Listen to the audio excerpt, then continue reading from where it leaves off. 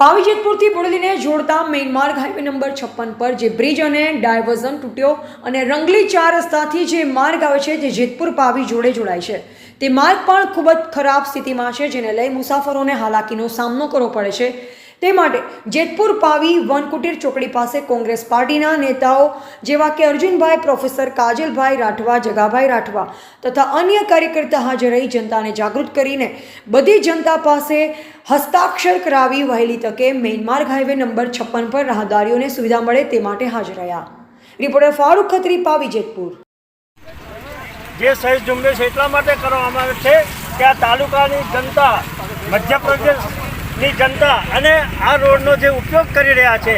એ તેમને ખબર પડે કે આ ડાયવર્ઝન અને પુલ તૂટવાથી પબ્લિકને કેટલી મોટી મુસીબત પડે છે। દોઢ વર્ષ થઈ ગયું છતાં આ પુલ માટે કોઈ કાર્યવાહી કરવામાં નહીં આવી અને જ્યારે એકદમ પાણી છૂટ્યું, નદી વરસાદ વધારે પડ્યો અને પાણી છૂટવાથી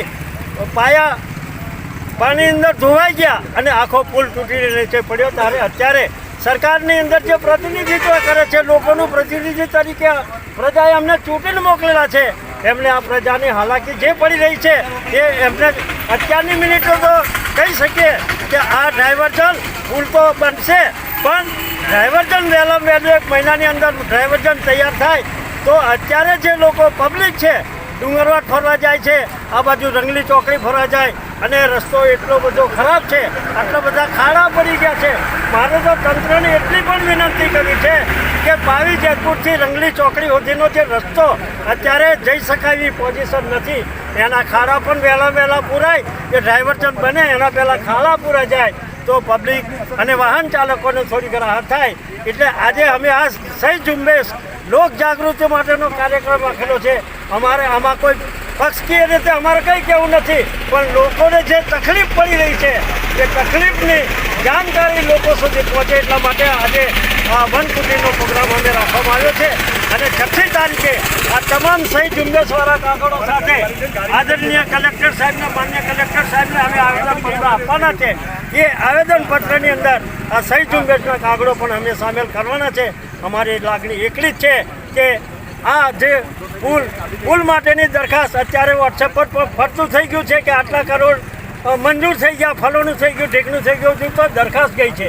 એને વહેલામાં વહેલી તકે આ પુલ બની જાય એ પ્રમાણેની કાર્યવાહી કરે અને ડાયવર્ઝન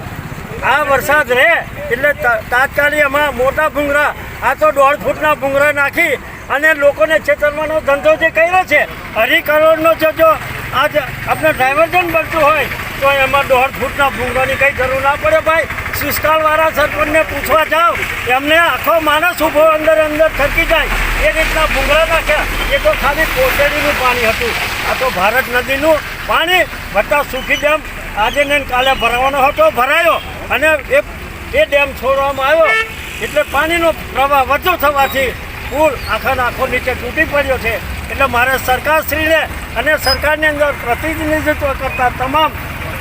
ભાઈઓને વિનંતી છે કે વહેલામાં વહેલું ડાયવર્ઝનનું કામ પહેલું પૂરું કરો અને પછી પુલ વહેલામાં વહેલી તકે બને એવી અમારી સૌની લાગણી છે। જગાભાઈ રાઠવા, કાર્યકારી પ્રમુખ, જિલ્લા પંચાયત, જિલ્લા છોટાઉદેપુર।